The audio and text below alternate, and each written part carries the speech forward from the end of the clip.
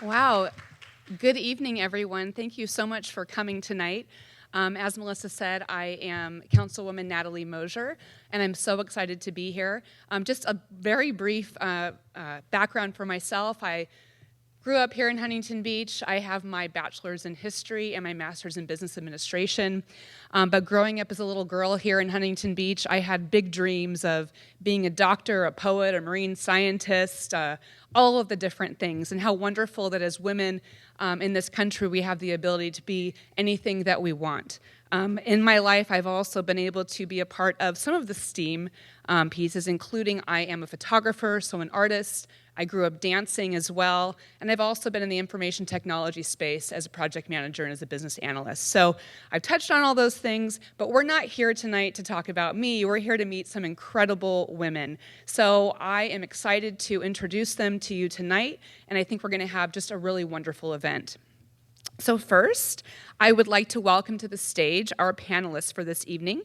First, we'll start with veterinarian Dr. Jen Dietz Kumar. Come on out, let's get a round of applause. Technical artist Lisa Anderson.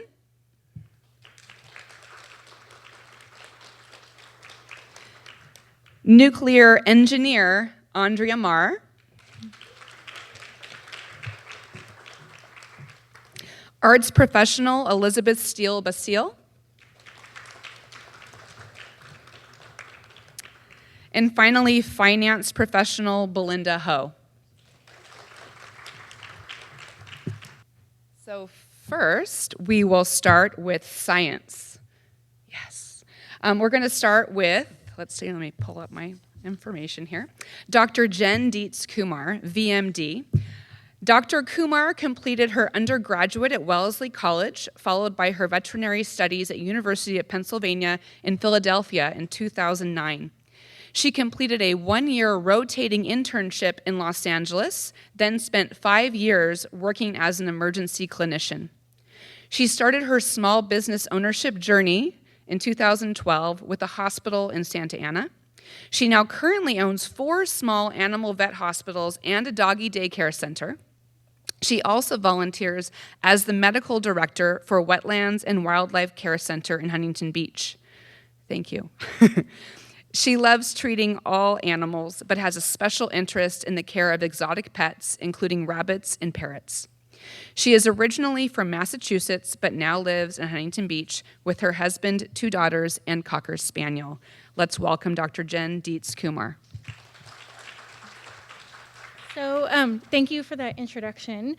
Just a quick touch base on who I am. So first, I'm a mom. I have 2 human children and 1 furry child right now, but I've been the mother to many, many fur children in my lifetime, hence my career path. I'm also an entrepreneur, which is nothing that I ever anticipated doing. My goal was to take care of animals, not to own businesses, but it's been quite the adventure and something really, really fulfilling, especially during the COVID pandemic and thinking about how we restructure our business to protect our employees and our patients and our customers. And then, of course, I'm a veterinarian. So what do veterinarians do? We are the doctors of the animal world. Pretty easy answer, right?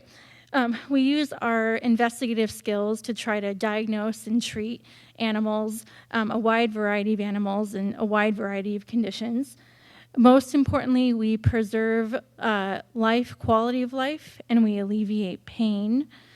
And we also try to improve the lives of animals and also the lives of the people who take care of those animals. So I think it's important to just talk about where we're from. I'm sure all of us can say that where we came from, our parents were probably our biggest influence on how we got to where we are today. But I'm from Cape Cod, Massachusetts, so I'm from the ocean. I grew up on the beach on the other side of the world, it feels like sometimes. And if you can see all the way at the end, that's a picture of my beach. It's a lot different than your beach. And I grew up every summer going and volunteering for the Audubon Society, trying to look for endangered birds, and I did that every summer. The second picture is outside of my house. Does anyone know what that is? Yes, it's a cranberry bog. So if you've never seen one before, they're really beautiful during harvest season. The cranberries turn bright red, and then the farmers flood their fields, and then they come by and collect their cranberries. So we're surrounded by all the ocean spray cranberry bogs. And then the last picture is my favorite food. And I talk about this because growing up on the beach was such an important influence to who I am and why I do what I do. Yes, I have to go to work in an office every day. Everyone has to make money. But if I had a choice, I would volunteer all day long at the Wetlands and Wildlife Center. I'm so passionate about taking care of those animals that come in, which unfortunately are a lot sick most of the time because of us and our impact on the environment. But it's a joy to try to protect and take care of them. So a lot of people always ask me, how do you become a veterinarian? That's probably the number one question I get. So I think a lot of you are probably in middle school, if not high school. And for any of these medical professions, the number one thing when you're young is to take every science class that you possibly can, every core one, every elective one, and especially as you get into high school, you have to take every AP science class possible, even if you hate it. I can tell you I hated physics, I hated math, I'm sorry guys, but I trudged through it and I got through it. I did not get A's, but I did my best. And then once you start taking all these science classes, you figure out, wow, I really like this. Next, then you go into veterinary school, which is 4 years of graduate school, just like human medicine and just like dentists. So we all go to very similar school. And also, in order to get into veterinary school, you have to volunteer. So there's a minimum requirement of 150 hours of volunteering for a veterinary school application. If you haven't done that, they will not consider you. They want to make sure that you're serious about this. And so that makes us really unique compared to our human counterparts for medical. Most of my friends who are human doctors now definitely really had no idea what they were getting themselves into. And then after you do 4 years of veterinary school, you have a 1-year internship. And then after that, you kind of get to pick. Some people start to specialize. They might decide to be an ophthalmologist or a cardiologist or a surgeon or a pathologist. We have all those things, and those are all veterinarians too who have just done further studies. And then after you've done all that, then you have to actually decide your career path. So you could be like me and go to an office every day in a private practice and see patients. So I'm a general practitioner. Or you could be a specialist doing that in a private practice. You could go into academia if you want to be a teacher or do research. You could go to the pharmaceutical industry. You could go to the agricultural industry and help take care of our food supply, which is really, really important work to do. And unfortunately, there's less and less people who are willing to go and do that work. Or more importantly, you can go into government too. There are veterinarians in government making decisions about animal welfare laws and agricultural laws. So lots of different career paths, and you can change during your career too. It's not like you graduate and you have to do one thing for the next 30 years. So a lot of people think that my job is just going to work and taking care of puppies and kittens. Definitely not that. Unfortunately, if I could do that all day, I would be the happiest person. And there are so many challenges facing my profession that are unique compared to the human medical world. And the first one that I get worried about is called the corporate squeeze. So, back when James Herriot, if you guys don't know who he is, but when he was a veterinarian, you put out your sign on the front door, you have some vaccines, and you have a little surgery room where you can do spays and neuters and stitch up lacerations and stuff. And then it became a luxury item to have an X-ray machine in your hospital. And then that actually became mandatory to practice. And then it became a luxury item to have an in-house blood machine, and then that became mandatory. And the same thing with ultrasound and dental x-rays and all of this equipment. And so now owning an animal hospital is so financially difficult for most of us. Just to purchase a hospital, either a new one or from someone, it costs hundreds of thousands of dollars. And so for most of us graduating, we're mostly women, we're mostly about 30, and you have, on average, about $200,000 of academic loans. That's basically impossible. So the solution in the industry is to have corporations now buy vet hospitals. And the scariest one is Banfield, if anyone has heard of Banfield. Those are in PetSmart. So PetSmart owns this vet hospital. And then this corporation now got bought by Mars, the candy company. So a candy company is now dictating the way that we take care of our pets. It's incredibly scary. And now so many animal hospitals are owned by corporations. And they're going to squeeze the little people like me out. But there's the few in between who are standing our ground and forging our way, because I don't care what Mars is doing. I'm just going to keep doing my thing.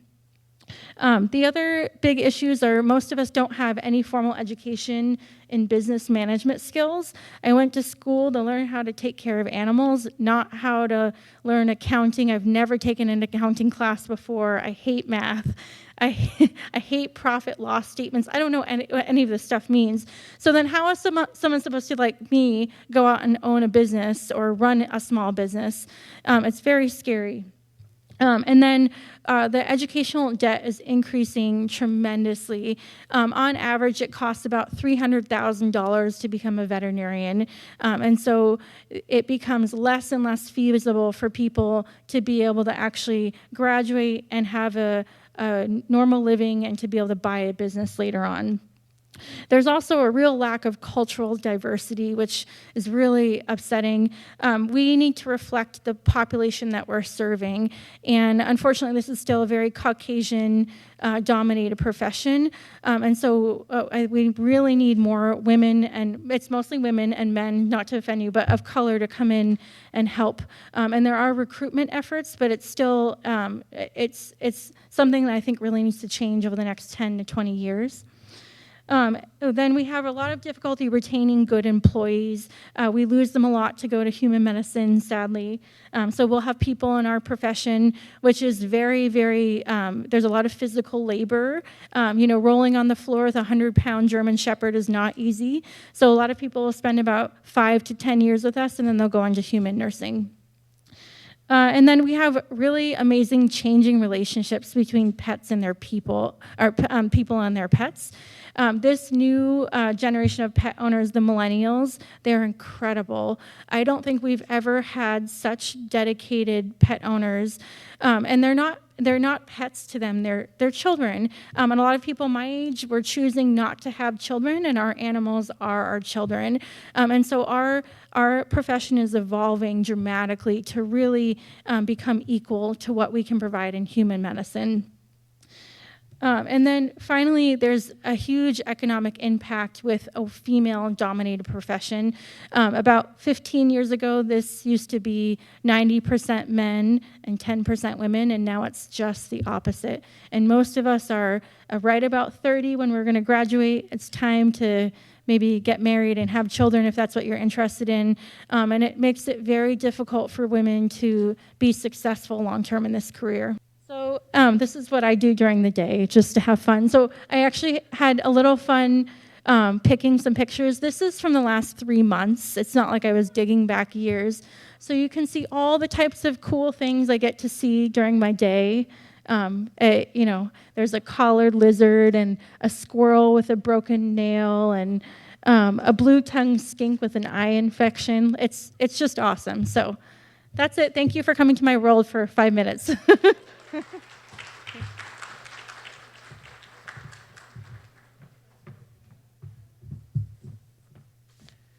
What about that squirrel? Oh my gosh. Well, thank you, Dr. Kumar. That brings us to technology, which brings us to Lisa Anderson, our technical artist. Lisa Anderson is a technical artist at Riot Games, currently working on top secret projects you'll be able to play in the next few years. Her previous work includes Nickelodeon, DreamWorks, Blizzard, Snack Pass, and Bonfire. Her favorite project so far has been Dino Trucks, because combining the mechanical aspects of a truck with the motion of a dinosaur is a fun technical challenge. I love that. She graduated from the University of Southern California with a degree in animation and digital art, but technology is constantly evolving, so she keeps her skills sharp with targeted online courses for specific technologies. This year, it's procedural content generation from Houdini Insights and machine learning through Coursera. Welcome, Lisa Anderson.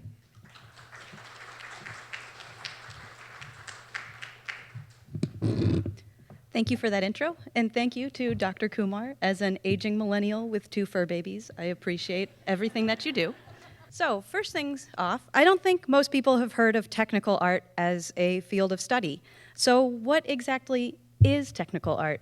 It's actually a very broad description that talks about a lot of different possible jobs. It's really anything that combines science, technology, and art to create something that doesn't exist, typically for movies, TV, and video games. So let's talk a little bit about the different jobs, and then we'll do a deep dive into my specific focus within technical art. We have hair and cloth simulation, visual effects, lighting and rendering, and then what I do, which is known as rigging. And each of these combines science, technology, and/or art in a unique way to create something digital that doesn't exist. For hair and cloth sim, that would be physics, programming. Programming is for most of these, so I'll probably stop mentioning programming, but physics and costume design, because hair moves differently if it's curly versus if it's straight, and fabric moves differently depending on what the type of fabric is. If it's chiffon, it's going to be light and breezy. If it's velvet, it's going to be heavy. And how you pin it and sew it together also changes the motion of the fabric. So you have to be good at both physics and also understanding fashion and costume design.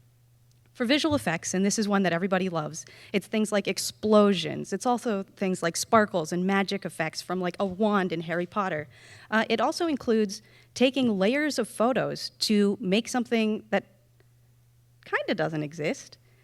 They might exist, but not all together. So if you see in this picture, we're slowly adding different layers to make a new city, but each of those pieces exists somewhere and was a photograph that was taken. And this is combining, again, it's physics. If you're going to make explosions, you need to know how explosions work, and like if glass is going to spray somewhere, how is that glass going to spray? It's also taking photography. You saw here that it's a lot of different photos that are combined when you're merging these photos and compositing. And it's also art, because it's very clear if you've gotten your effect wrong, people will notice, and you don't want people to notice. This job is best when it's invisible. And then for lighting and rendering, let's just take a look at that image of Moana. It looks really different without the lighting, doesn't it? The lighting adds a lot of magic, and lighting is a lot of math. You need to know how the light's going to reflect and how it's going to refract based off of what the surface is. It's also a lot of photography, because you need to know what camera angle are we working with, and how does that change the lighting and the rendering. And then what I do is one of the most invisible processes, and we'll take a little deeper dive into it, but the most important aspects of what I do are anatomy, programming, and also an eye for art. So what exactly is rigging? We know the thing that comes before rigging, which is modeling. It's a digital sculpture, but it's stationary. It doesn't move. And the thing that comes after rigging is animation, which, again, I think everybody's pretty familiar with. It's a pretty cool character that moves, does something.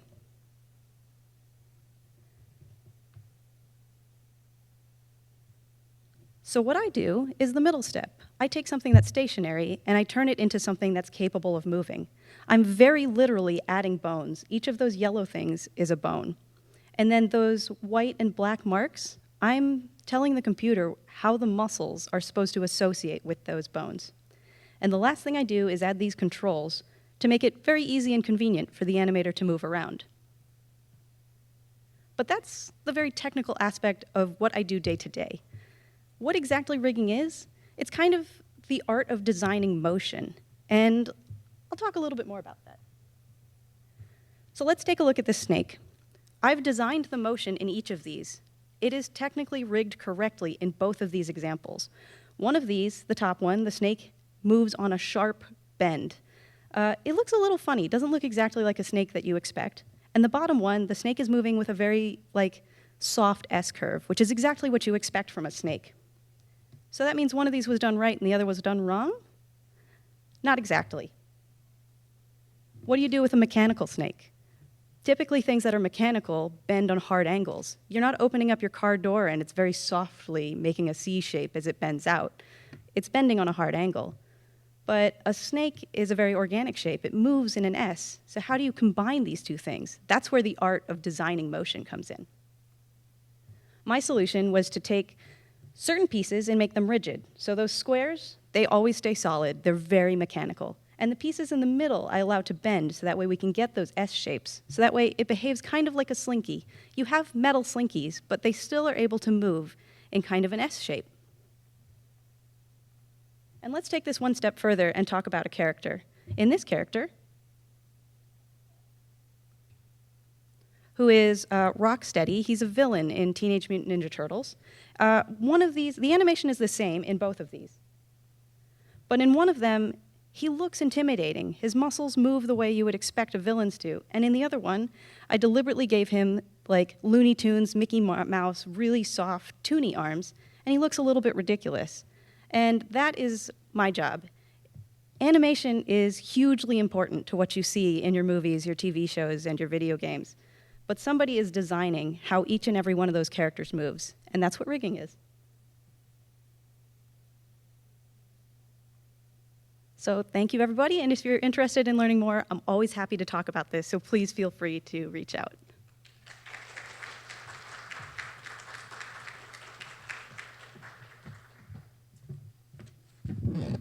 Thank you, Ms. Anderson. I think it's pretty interesting how Dr. Kumar was fixing bones and Ms. Anderson was creating bones.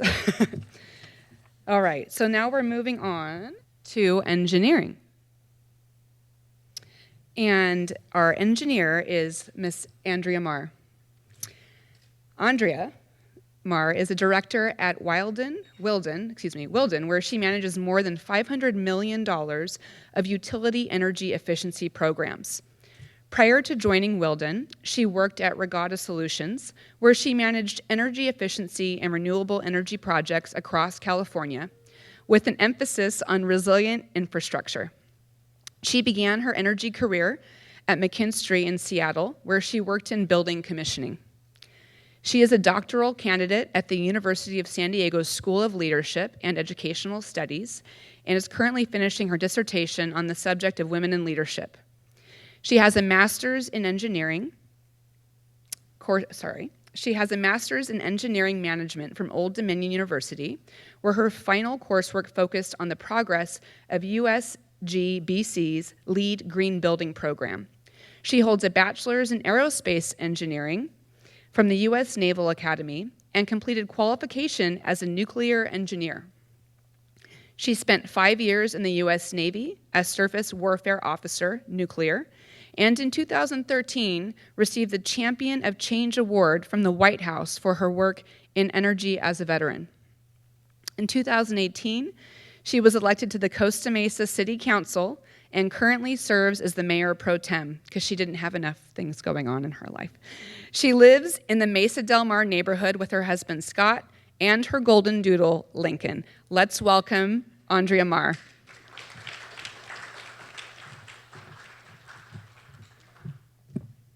Yes, I too have a fur baby. I'm not a human child. And actually, you were mentioning movies and TV shows, and another place where I've seen animation is all of the ship simulators. So they actually teach us to drive often on these simulators, and they've got to make it look like the boat is underway, and so there's all kinds of funky graphics. Anyway, well, thanks everyone. So nice to be here. So I guess I'm single-handedly representing all engineers everywhere. So I thought maybe I would talk a little bit about my kind of random engineering background, because I've had the opportunity to dabble in lots of different kinds of engineering in my career. So as we mentioned, I went to the Naval Academy. I was trying to figure out what I wanted to do, and I'll be completely honest about how I picked aerospace. The aerospace engineers got to fly model planes all day, every day.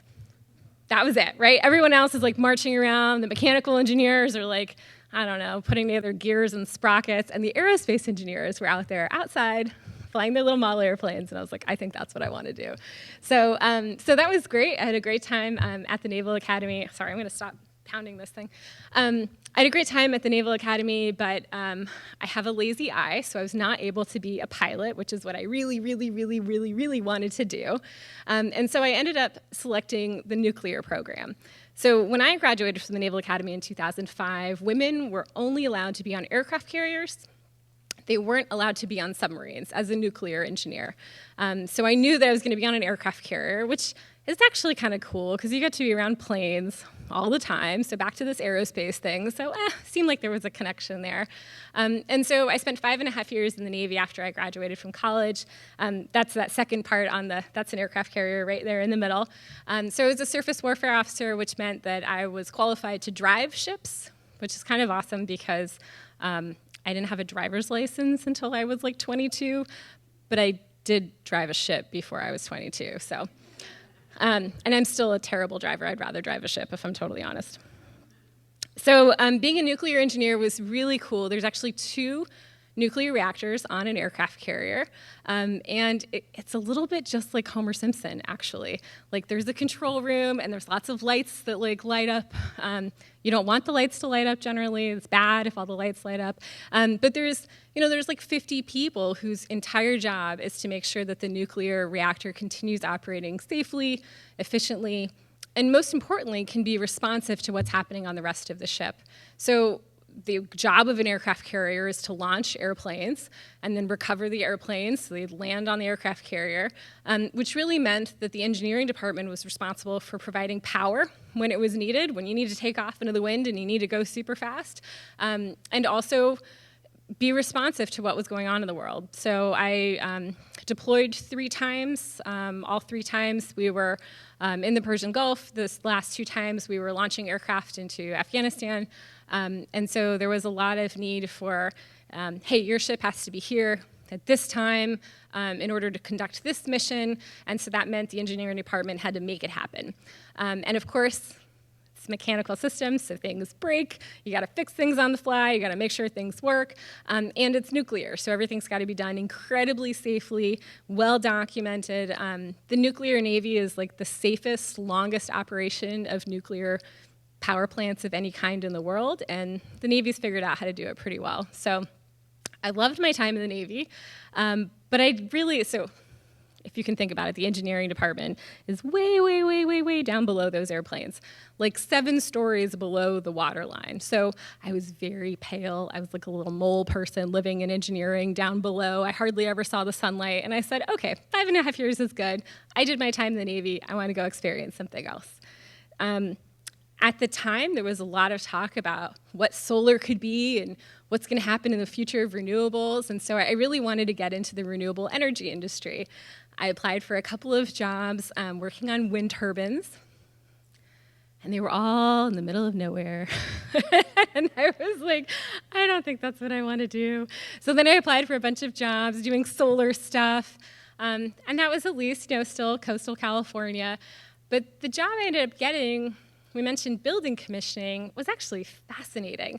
It was this idea of buildings consume tons and tons and tons of energy, and if we could make our buildings more efficient, we wouldn't have to generate as much energy in the first place.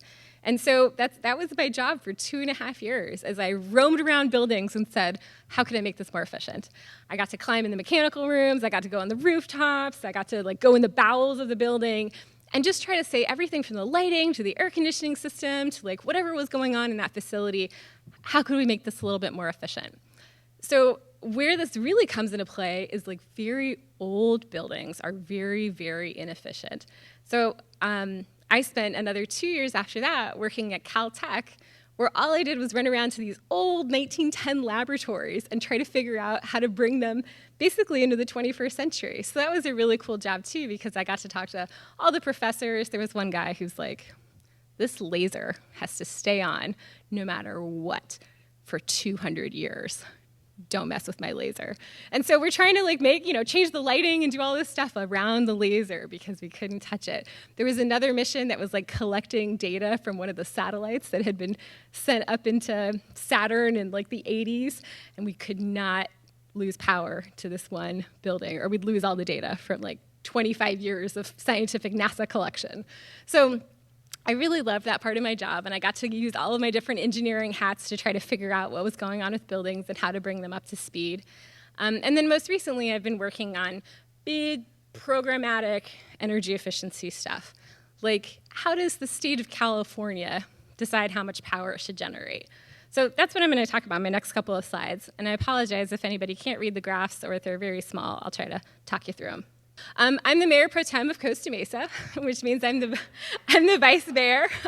I'm wearing my Norma Herzog shirt. She was actually the first female mayor of Costa Mesa, so I'm a big Norma Herzog fan. Now our community center is named for her.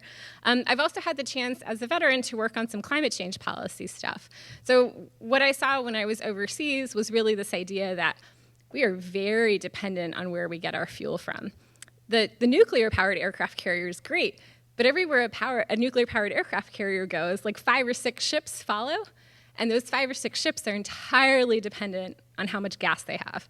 So we literally have to stop every like 5 to 8 days and let them refuel, and then they'd catch up with us, and then 5 or 8 days later, we try to figure out where the fuel came from. And so this idea of a transition to clean energy is something that I don't just think that climate change is an existential threat and we need to protect our coastlines, but I also think it's a national security issue fundamentally. I think if we're able to be entirely independent when it came to energy, and if that energy was clean, that we frankly would be able to be safer as a country. So I've had a chance to work on some of that stuff from a policy perspective. So I put these slides together on March 24th, and you can kind of barely see that, but one of the things you should know about power in California is that it's really a classic supply and demand problem. So at every 15-minute interval, there's a group called the California Independent System Operator, and you can actually download their app and see all of these graphs if you're really a nerd. But at every moment of the day, you're trying to figure out, is California producing enough power relative to how much we're consuming? So we're trying to match that constantly. And you can see very, very faintly, that's what power normally looks like throughout the course of the day. So people wake up, they turn all the lights on in their house. Hopefully they turn all the lights off in their house. They go to work, and then they get home towards the end of the day, and they turn all those lights on again, and that's that second little bump. And then they go to sleep, and all those lights turn down again. And I'm saying lights, but really air conditioning, all the other kind of stuff that we consume. And so this is really predictable. We've been looking at this every single minute of the day for years and years and years and years and years. And we know basically what that curve is going to look like. So this is what it looked like March 24th at 8 a.m. We were tracking exactly where we thought we were going to be. So that's the demand side. This is the supply side, and I know this is really hard to read. But in California, we get our power from all kinds of things. We get some hydro, we get some natural gas, we get some solar, we get some wind power. There's some different kinds of natural gas power plants that come online. And then solar, obviously, the solar, big, large-scale solar farms, but also the solar in everybody's homes, obviously doesn't really start ramping up until 7 or 8 o'clock in the morning. So this is that exact same day I showed you what the demand curve was. This is the supply curve. And so you can see that solar is ramping up as the sun comes up. And the idea is, obviously, we want to be as renewable as possible. So there's a ton of debate. I hear this all the time. I actually heard this at City Council the other day, and I started arguing with somebody about why are we going to go to electric vehicles? Why do we care about all of this stuff? Most of our power comes from natural gas anyway. And I'm here to tell you, in California, that's actually just not true. In California, we're hitting the place where we're getting 30, 40% of our power from clean energy, from solar, from wind, from all of this good stuff. And the goal would be to get to 100. So this is kind of the big picture. The big green, does that look green or yellow to you guys? Green, okay. The big green thing is the middle of the day. And you can see that natural gas and all of those other non-clean sources actually get turned all the way down. Not all the way down, but pretty close to being all the way down. And it's solar in the middle of the day. We've got lots and lots of solar, and that's great. But then the real problem that we're having right now is when the sun goes down. When that solar goes away, then what do we do? And this is the future of really my job. This is why I know there's going to be job security for me, and why I would love all of you to also get into clean energy, because we have more problems to solve. Now we've got to deal with that peak, right? So solar goes down at like 7 o'clock, or between 5 and 7, depending on daylight savings time. And then you got to ramp up all that dirty power again, right? You got to turn up the natural gas power plants. And we need to get to a point where that doesn't have to happen. And I think it's achievable with battery storage, with energy efficiency, and then with a bunch of new technology that frankly is just coming online. How we charge our cars, when we charge our cars, how many electric vehicles there are out there. So I think this is my last slide. Oh yeah, so that's it. I love doing this stuff, in case you can't tell. I think engineering is really the key that unlocks so much of how our world works. And if you want to talk about it more, I'm happy to nerd out at any time. AndreaMar@gmail. Thank you.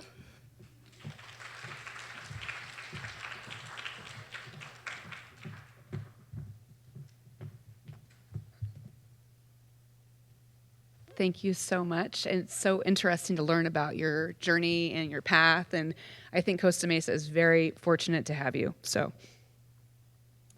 next, we are moving on to art with Elizabeth Steele Basile. Am I pronouncing it right? Okay, excellent.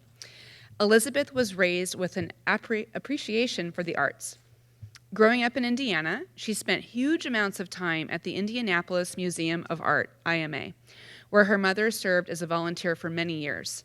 After graduating from Indiana University, Elizabeth worked in commercial galleries in Colorado and Northern California. She moved back to Indiana in 2008, where she studied and worked at IMA, now called Newfields, which included positions in the conservation, registration, and curatorial departments. As a graduate intern, Elizabeth developed conservation plans for the newly installed Virginia B. Fairbanks Art and Nature Park art outdoor installations. Elizabeth returned to California in 2012 and joined the Bill Viola studio in Long Beach, where she maintained the artist's archive, prepared certificates of authenticity, and managed international exhibition requests. Elizabeth currently serves as the Arts Development Coordinator at our very beautiful Huntington Beach Art Center. In this role, she supports the HBAC Artists Council, prepares grants, and helps to develop public exhibitions and programming. Elizabeth holds a Master's of Art in Museum Studies from Indiana University, Purdue University at Indianapolis. Let us all welcome Elizabeth Steele Basile.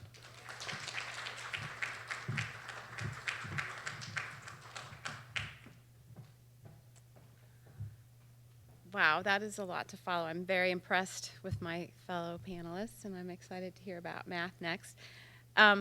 So the one thing you may notice about my bio is that there's nowhere does it say that I'm an artist. I have been someone who's always been around it and looked at it and talked about it and never really wanted to make art. And I think that's a great way to be in this community, because artists have lots of ways of thinking that are just spectacular to experience. And there's a lot of ways to assist and to be involved in that, using all of these different skills that these talented professionals have, and that artists often will possess as well. So my undergrad degree was in education at Indiana University, and then after working for many years in commercial galleries and just getting to know artists and getting to know how exhibitions came together in a commercial gallery, I decided to get a master's degree. And so I was in San Francisco. I started at the San Francisco Art Institute, and it was a lot of theory, a lot of talking about art and writing about art, and it was wonderful, and it was a great environment of creativity.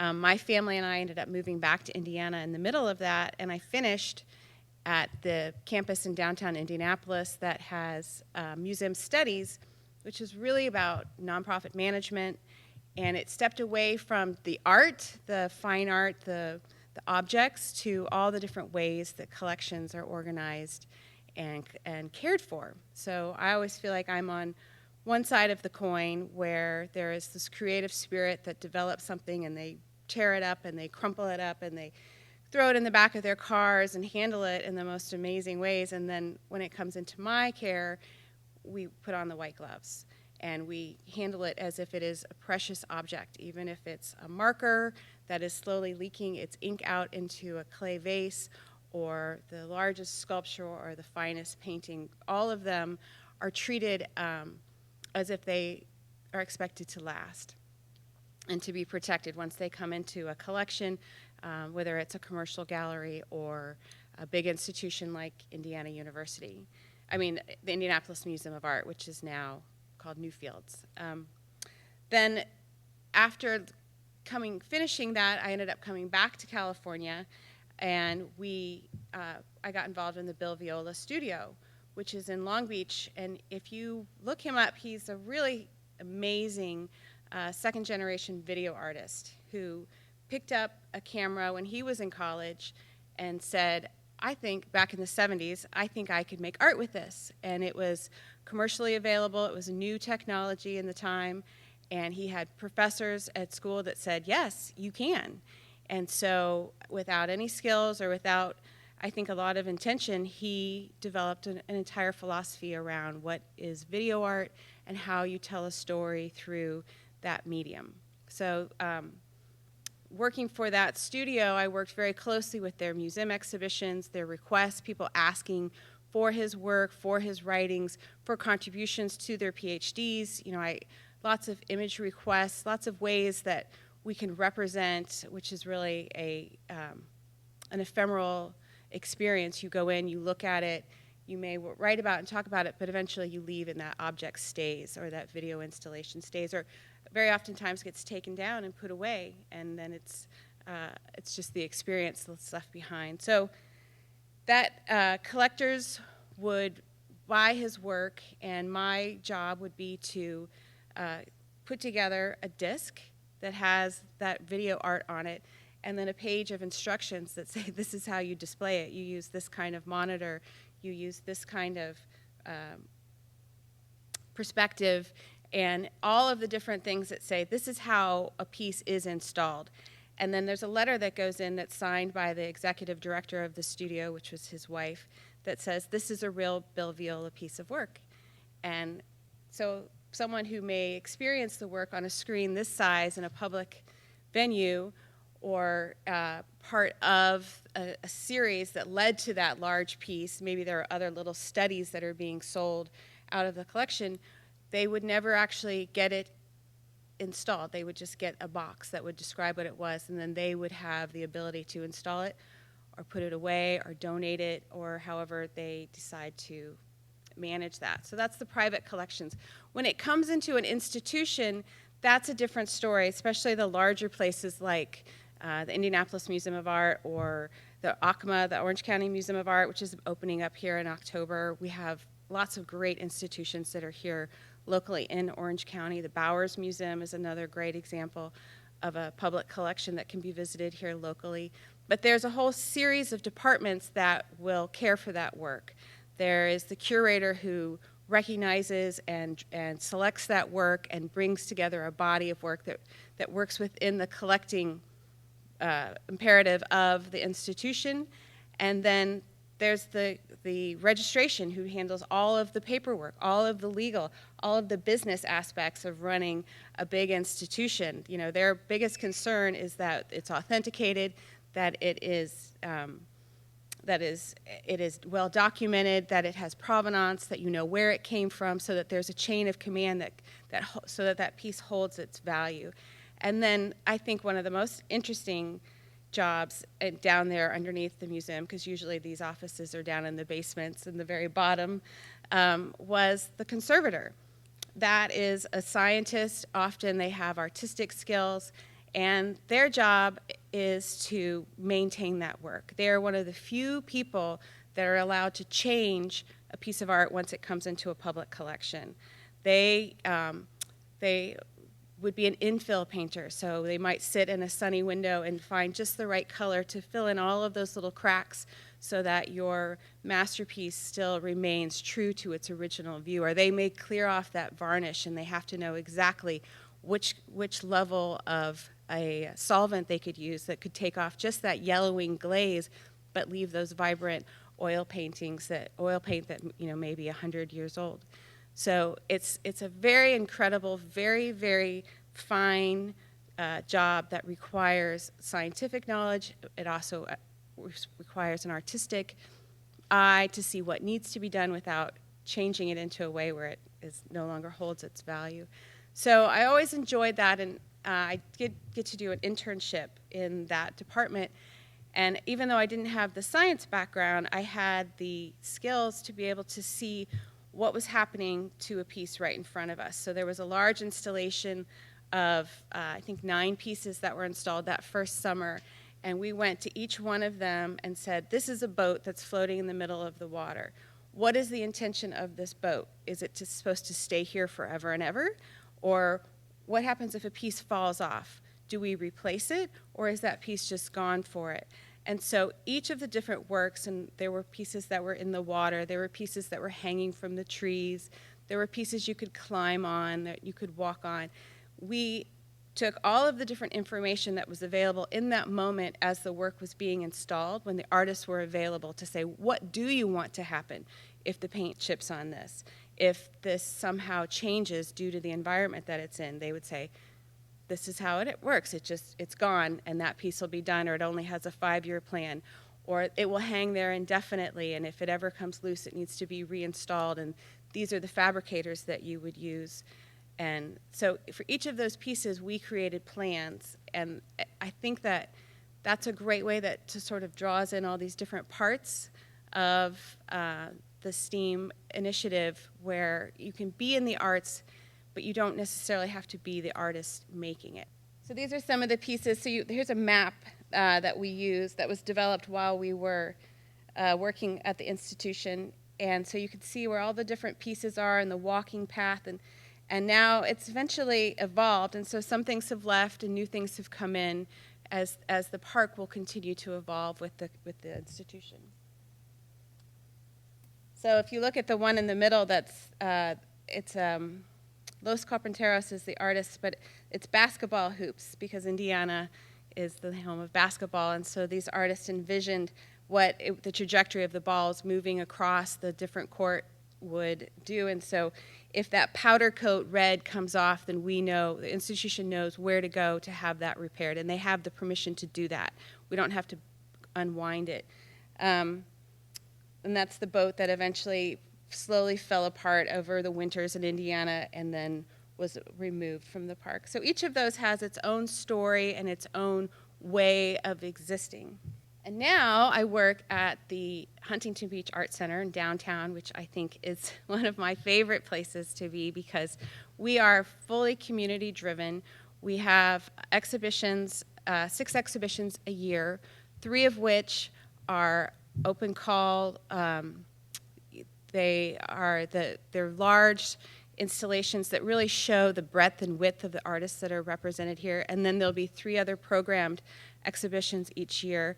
We have a competition that's coming up for If the Shoe Fits, where it's designs based on the concept of shoes. That will be our next opening exhibition.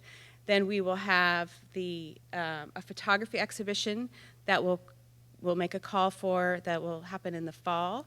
And then in the summer, we have the children's classic 100 Years of Illustration, which is all of book illustrations that have been collected by a group out of Los Angeles. So, and that's in collaboration here with the library. So we're really excited about that one. We'll have workshops and bookmaking classes and different ways that people can engage with the exhibition and with our library partners. And then we also have a summer program, and one of our summer camps is STEAM. So all of the programming for the week will be on these different topics that we're talking about. So I hope that you'll come visit us at the Art Center, and if you have any questions, definitely reach out. We are always happy to have people come visit us.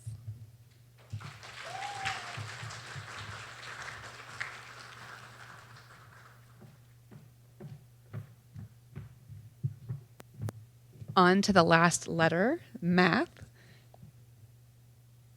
And thank you also so much for all that you do for our Art Center. So before I talk about Belinda, I did want to remind you all to make sure you're writing your questions down. So that way, at the very end, we can get all of those questions and hopefully get some answers for you. And now on to Belinda Ho, our finance professional. Belinda has made her career telling stories through numbers in the food and beverage industry.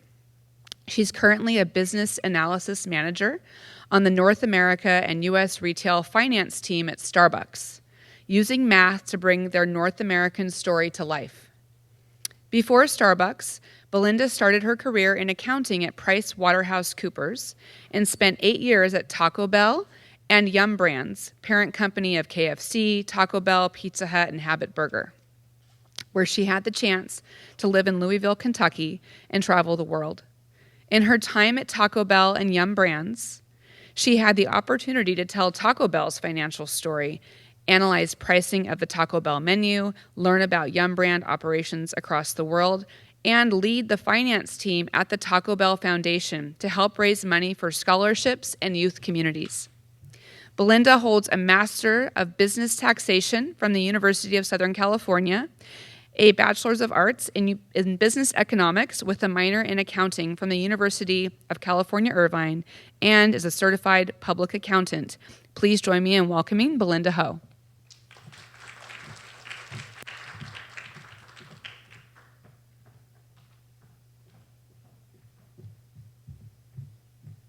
Hello, everyone. Can everyone hear me okay?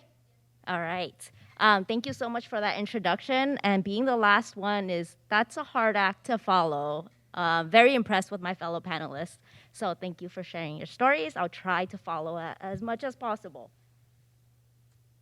So I'm going to start off a little bit about who I am, tell a little bit of my personal story, how that's shaped my career, where my career journey has taken me, and then we'll get into the nitty-gritty about finance and coffee.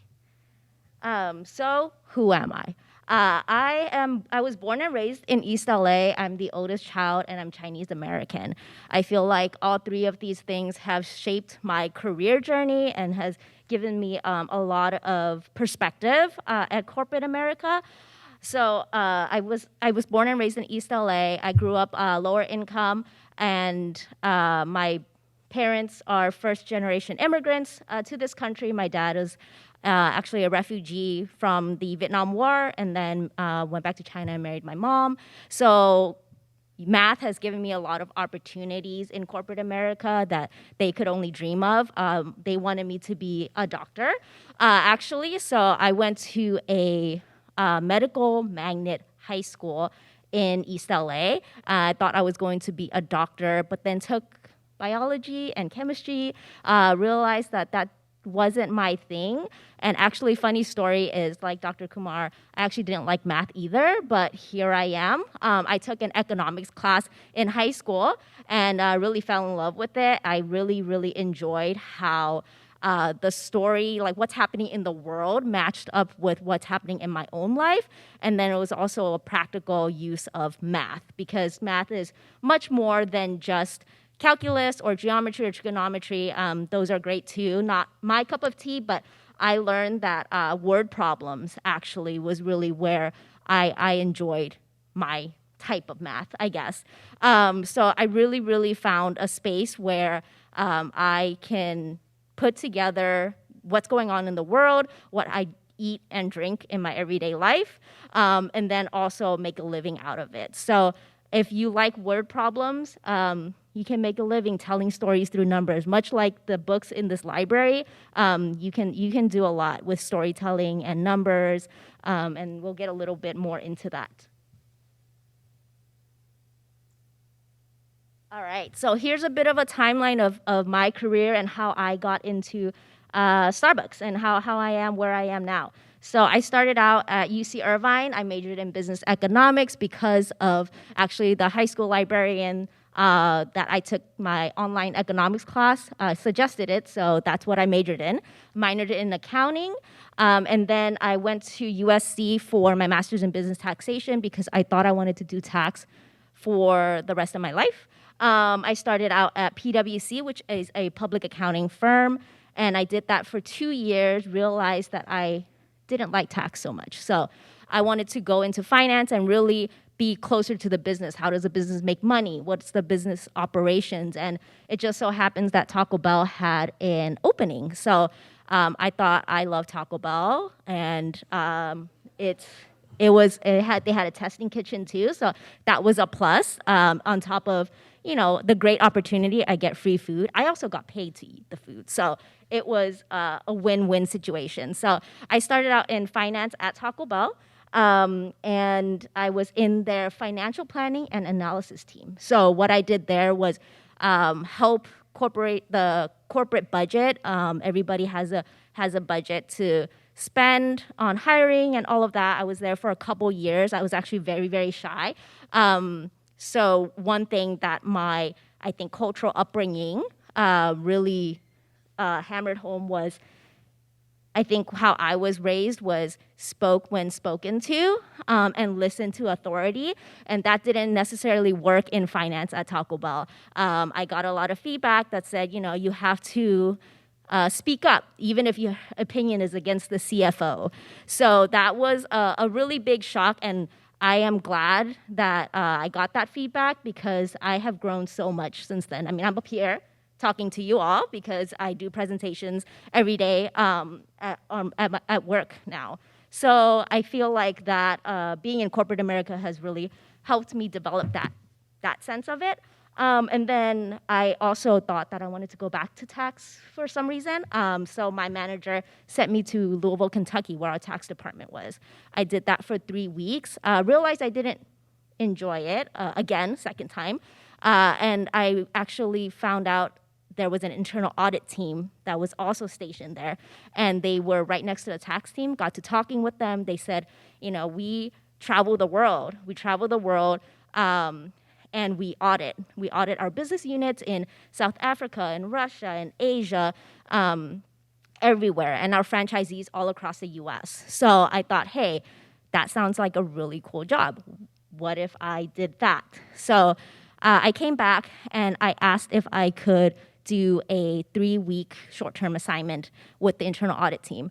And the leadership said there wasn't enough room. So I asked to move to Louisville, Kentucky to join the team. So they sent me for 2.5 years. I lived in Louisville, Kentucky. I traveled 50% of the time. And then you can see that's a Taco Bell in Guatemala up top there. Really, really beautiful, in Antigua, Guatemala. And on the bottom, that's me at the Kentucky Derby. So I had a ton of fun. That was one of my favorite jobs that took me around the world. And then after that, I came back. I was a little bit homesick, so I wanted to come back to my family. I joined the strategic planning team at Taco Bell, which was all about the strategy and pricing, what you see on the menu boards, how much our franchisees charging everybody. It was very fascinating things. And I also got to tell their story through quarterly earnings, which is a quarterly call that leadership gets on to talk to investors and analysts, telling their stories through numbers. After that, I joined the Taco Bell Foundation and led their finance team. And as was in my introduction, helped raise money through Roundup. So if you go to a Taco Bell store and they ask you, would you like to round up? Your change between how much you pay for your food and the Roundup number to the next nearest dollar actually goes to a fund that helps scholarships for our youth. And then after that, I joined Starbucks. So Starbucks was really my dream company because I wanted to stay in the food and beverage space. It's so exciting to see my everyday life come to fruition in my workday as well. So I really wanted to stay in the food and beverage industry because it really excited me, and Starbucks is a really great company. I'm not just saying this because I work there now, but they are so much into people positive, planet positive, as well as profit positive. So that really aligned with my own values of caring about the planet, caring about people, as well as my skill set, which is numbers and the profit positive piece. And then on the bottom there, that's the internal audit team in Scotland near the Loch Ness. here is a little bit of where my career has taken me with the internal audit team. So I never thought that I would say this, but math has taken me around the world. And I got to experience a lot of opportunities that I otherwise wouldn't have gotten. So a couple of these pictures, like Paris and Brazil, Russia, Japan. I've been to over 20 countries with the internal audit team. I got to find out how our brands worked in different countries. So for example, a KFC in Thailand works very differently than a KFC in the US. In different countries, KFC is actually considered a sit-down restaurant and very fancy for families to have family meals. So that could be like a casual dining restaurant here. So it's very interesting to see different cultures and how they interact with our brands. On the bottom right here, there's India. So Taco Bell India is wildly different from the Taco Bell here. My favorite item at Taco Bell is actually the tikka masala burrito, and it is amazing. I don't think that would work across the U.S. here, but it was amazing. And this has given me an opportunity to collect points and give my parents the gift of travel as well. So I think math and corporate America has really given me opportunity to spoil my parents a little bit. All right. So is this okay? You can see that.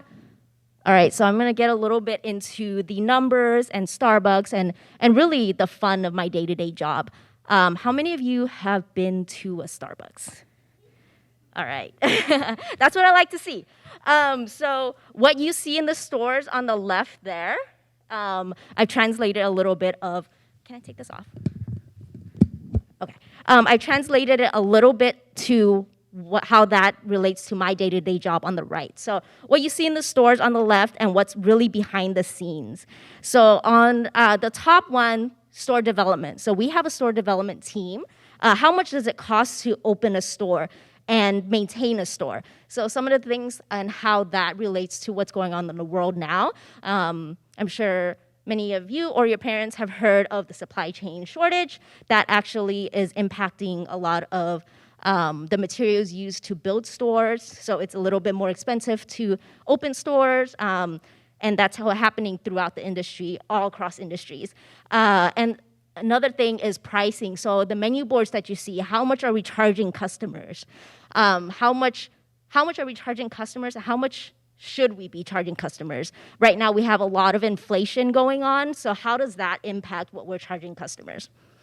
Next is labor. So labor is really how much does it cost to staff the stores. So it's like I said, people positive is one of Starbucks' pillars. So it's how much does it cost to staff the stores, but also what benefits can we offer partners to make them happy and want to work at Starbucks, right? Because we care for our people, and that's very important to us. And the reason we're called partners is because one of the benefits is actually everybody gets stock in the company, and everybody are partners, peers to each other. Next, so cash register. How much sales comes from drive-through, mobile app, and cafe? So we have several channels within the store that drive sales. We have the drive-through window, we have our mobile app, and then we also have when you go into the store and order itself. So our mobile app is actually really, really good, I think, because you can mobile order and pay in advance. There's a lot of analytics and math that goes behind those numbers and how that works, and it's actually drives a high bit of traffic. There's a thing called gamification, so there's a lot of creating games of earning points and earning stars to create traffic. So there's also a finance department that supports the mobile app. Next, equipment investments and repairs. So how much does it cost to repair the equipment in stores, and what kind of equipment should we invest to make our partners' lives easier, make drinks a little bit less complex, make their lives easier to better serve customers. So that's one of them. And then lastly, straws. This is where Planet Positive comes into play. So the sustainability pillar. How do we make straws more sustainable to meet our planet positive goals that we've promised our investors, and also how much does it cost to make. So my job a lot of times is tying all of these pieces together and telling a cohesive story during our quarterly earnings calls, which is a call every quarter that really describes how our business is doing, and tying all these different departments together to tell one story, one voice. And then lastly, I'm going to go through a little bit more detail of my responsibilities on what is called a P&L, profit and loss statement, which Dr. Kumar mentioned earlier. Does anybody want to volunteer their favorite Starbucks drinks? Anybody? All right. Yes. Ooh. Ooh, okay. Oh, wow, okay. Yes, that is a very complicated order, but we do get a lot of complicated orders. So I can't remember that whole list, but to break it down a little bit, so that would, first we have the sales, price charged to customers. I feel like that sounds like a very expensive drink. With a lot of modifications and extra shots. So it's for that drink. Is there a name for that drink, or you just order it with the modifications? Gotcha. Yeah. So do your Starbucks baristas know you? Awesome. Amazing. So how much does Starbucks make per product? So given that drink, we have sales less expense, and that's really what our profit is. So sales, like I said, how much are we charging for that specific drink, and then less expense. So as part of expense, we have labor. So that is a very high intense labor drink. We would use a lot of what we call labor hours, time to make a drink, and then that's how much the staffing in stores. So in addition to hours that it takes to make that drink, there's also amount of time to talk to customers and all of that. And then the cost of the item to Starbucks. So that would include the soy milk, the non-fat milk, the espresso beans for the quad shot, and also the lid, the straw, the cup as well. So all of that goes into what we call cost of goods sold. That includes things outside of that specific drink, would be food, coffee, syrups, all of that. And right now we are facing intense inflation on a lot of these items. So what is included in that is also cost of transportation and cost of getting those goods to our stores, which is very intense right now. In addition to that, there's also rent associated with every item sold.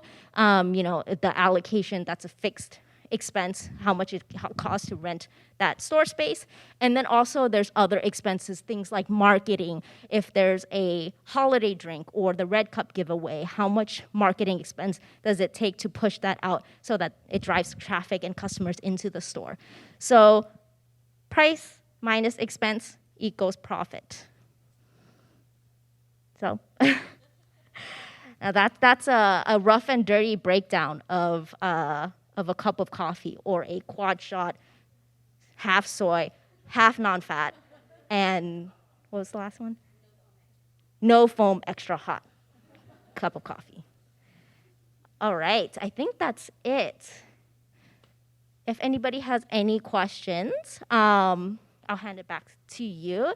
But also, look for me on LinkedIn, Belinda Ho, if you have any questions about Starbucks or math.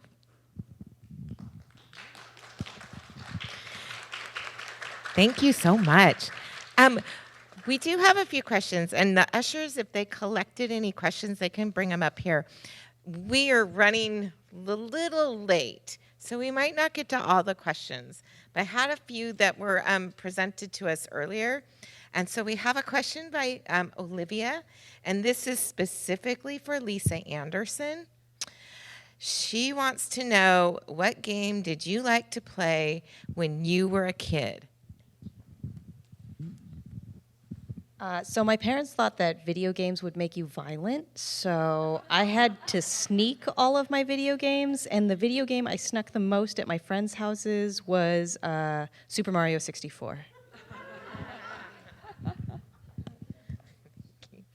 And then Sophia had a few questions, and some of her questions were actually answered during the presentations. But one question was, how does it feel to be in your career? And so to make this go fast, I'm going to just have the mic go down the row and answer, if you could each answer this question, how does it feel to be in your career in 2 words? Good luck. There you go. A dream fulfilled. Technology and art. The future. A work in progress.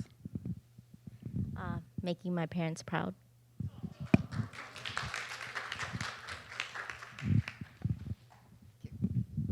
And do the ushers, did we have any more questions? Okay, yay. So I'm going to just do one more really quick one. If there was a person who was there a person who inspired you to enter the field that you are in? And we can just pass the mic again. I think most of us probably have similar answers, but we're going to say our parents, right? So my dad was a doctor. I loved going with him to the hospital growing up. It was my favorite thing to do, but I like animals more than people. I'm actually not going to say my parents, mostly because they're not here, but it was the high school class clown who taught me that it's okay to enjoy the work that you do. I like that. I come from a long line of engineers. My dad's an engineer, my grandfather's an engineer, and my great-grandfather was a stonemason in Scotland building walls. So, I came by it without choice. Well, definitely my mother. But, I think it was really just I wanted to be in a beautiful place. And I love the institution, one like our community center downtown that's very open and airy, the big sort of imposing massive museums where you can only go to one wing for a whole day. I love the physical space in those objects. I am going to say my parents, but I think I didn't realize this. They started me young. One of my first toys was like an abacus. And then also, even though they wanted me to be a doctor, and when I was younger, my parents were hustlers. So they sold winter melons at night to restaurants in kitchens because my mom's a cashier at a restaurant. So I would be the one weighing the melons and calculating how much the melons weighed and how much it would cost us to sell it. So trained me young.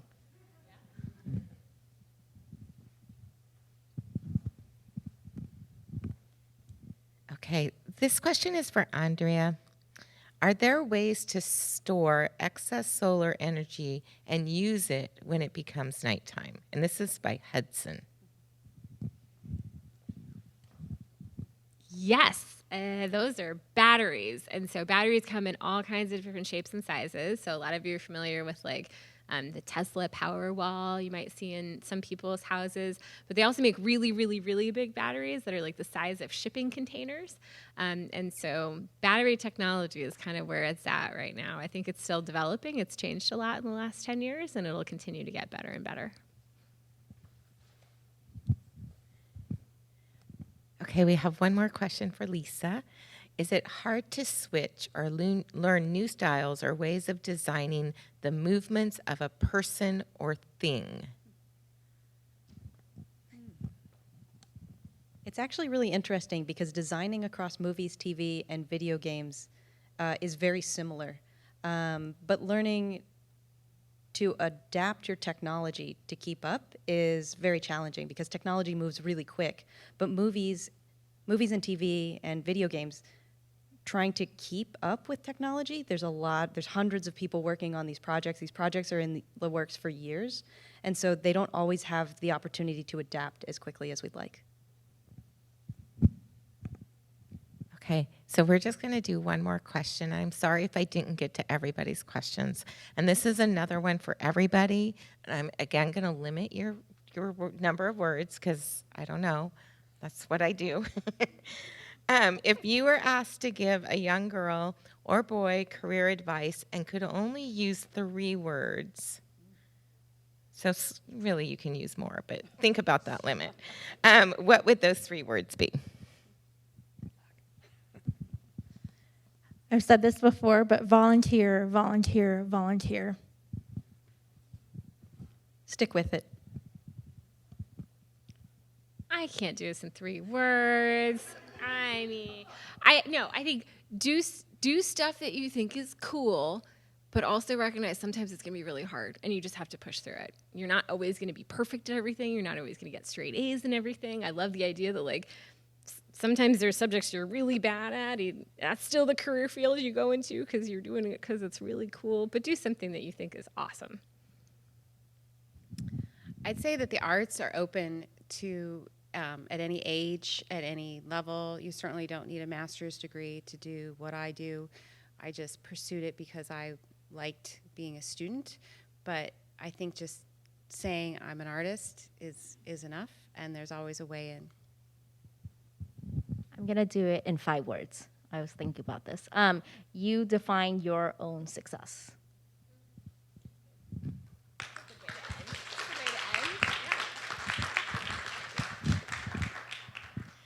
I just am so thrilled with all of you, and thank you for taking time to be with us this evening. I think we all learned a lot, and if I was going to do it over again, I don't know if I'd be a librarian. I probably would, but you know what? You guys are inspirational, and thank you all for coming here this evening and to share these moments with these really amazing women. As a thank you, there's a little plant sitting next to you, so thank you for joining us this evening. And if I could ask our panel members to just go out and greet people out in the lobby, because I think there's quite a few people here who would like to have a personal conversation with you. And so I will give you your applause now. Yay.